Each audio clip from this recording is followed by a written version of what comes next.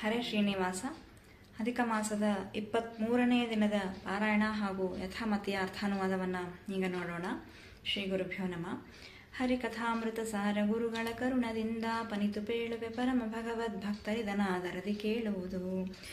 ಜೀವ ಜೀವರ ಭೇದ ಜಡ ಜಡ ಜೀವ ಜಡ ಜಡ ಜೀವರಿಂದಲೇ ಶ್ರೀವರನು ಅತ್ಯಂತ ಭಿನ್ನ ವಿಲಕ್ಷಣನು ಲಕ್ಷ್ಮೀ. ಮೂವರಿಂದಲೇ ಪದುಮಜಾಂಡದಿ ತಾ ವಿಲಕ್ಷಣ ನೆನೆಸುತ್ತಿಪ್ಪಳು ಸಾವಧಿಕ ಸಮಶೂನ್ಯಳೆಂದರೆ ತೀರ್ವರನ್ನು ಭಜಿಸು. ಇದು ಪಂಚತನ್ಮಾತ್ರ ಸಂಧಿಯ 29ನೇ ನುಡಿ. ಇದನ್ನು ತತ್ವವಿವೇಕದ 25ನೇ ಸ್ತೋತ್ರವನ್ನು ಆಧರಿಸಿ ಈ ಒಂದು ನುಡಿಯ ರಚನೆ ಆಗಿದೆ ಅಂತ ಹೇಳ್ಬೋದು. ಈ ಒಂದು ಕಿರುಹೊತ್ತಿಗೆಯಲ್ಲಿ ಇದನ್ನು 23ನೇ ನುಡಿಯನ್ನಾಗಿ ತಗೊಂಡಿದ್ದಾರೆ. ಇಲ್ಲಿ ಪಂಚಭೇದಗಳನ್ನು ದಾಸರರು ನಮಗೆ ಕ್ರಮಬದ್ಧವಾಗಿ ಹೇಳ್ತಿದ್ದಾರೆ. ಅಂದರೆ ಜೀವ ಜೀವರ ಭೇದ ಅಂದರೆ ಜೀವ ಜೀವರಲ್ಲಿಯೂ ಭೇದ ಇದೆ. ಪ್ರತಿಯೊಬ್ಬರೂ ಜೀವರೇ ಆದರೂ ಪರಸ್ಪರರಲ್ಲಿ ಒಬ್ಬರಿದ್ದಾಗ ಇನ್ನೊಬ್ಬರು ಇರೋದಿಲ್ಲ. ಹಾಗಾಗಿ ಒಂದು ಜೀವ ಇದ್ದಾಗ ಇನ್ನೊಂದು ಜೀವ ಇರೋದಿಲ್ಲ, ಒಬ್ಬ ಜೀವನಂತೆ ಇನ್ನೊಬ್ಬ ಜೀವ ಇರೋದಿಲ್ಲ. ಹಾಗಾಗಿ ಪರಸ್ಪರರಲ್ಲೇ ಭೇದವಿರೋದನ್ನು ಜೀವ ಜೀವ ಭೇದ, ಜೀವರಲ್ಲಿಯೂ ಪರಸ್ಪರ ಭೇದ ಇರೋದರಿಂದ ಜೀವ ಜೀವ ಭೇದ ಅಂತಿದ್ದಾರೆ. ಅದೇ ರೀತಿಯಾಗಿ ಜಡ ಜಡ ಭೇದ, ಜಡಗಳೆಲ್ಲವೂ ಒಂದೇ ಆದರೂ ಕೂಡ ಆ ಜಡಗಳಲ್ಲಿಯೂ ಕೂಡ ಒಂದು ಜಡ ಇದ್ದಾಗ ಇನ್ನೊಂದು ಜಡ ಇರೋದಿಲ್ಲ. ಹಾಗಾಗಿ ಆ ಜಡಗಳಲ್ಲಿಯೂ ಪರಸ್ಪರ ಭೇದವನ್ನು ಜಡ ಜಡ ಭೇದ ಅಂತಿದ್ದಾರೆ. ಜೀವ ಜೀವರ ಭೇದ ಜಡ ಜಡ ಜೀವ ಜಡ ಜಡ ಭೇದ. ಆಮೇಲೆ ಜೀವ ಜಡ ಅಂದರೆ ಜೀವ ಜೀವ ಭೇದ ಒಂದು, ಜಡ ಜಡ ಭೇದ ಎರಡನೇದ್ದು. ಜೀವ ಜಡ ಭೇದ, ಜೀವರಿಗೂ ಜಡರಿಗೂ ಜಡನಿಗೂ ಭೇದವಿದೆ. ಹಾಗಾಗಿ ಅದು ಮೂರನೇದ್ದು ಜೀವ ಜಡ ಭೇದ.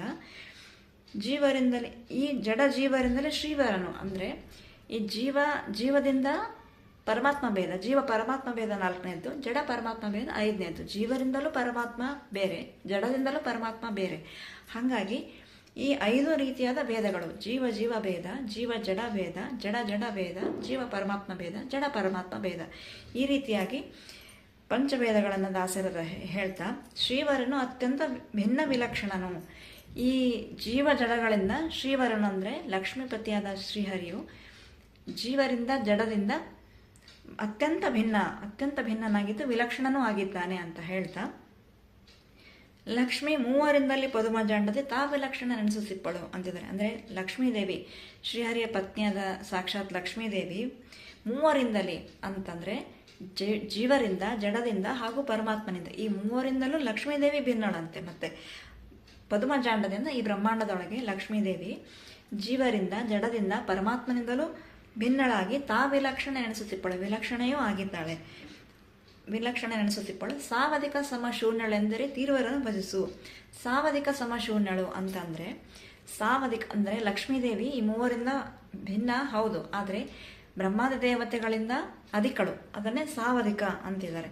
ಆದರೆ ದೇಶತಃ ಕಾಲತಃ ಹರಿಗೆ ಸಮಳು, ಅದನ್ನೇ ಸಾವಧಿಕ ಸಮ ಅಂತಿದ್ದಾರೆ.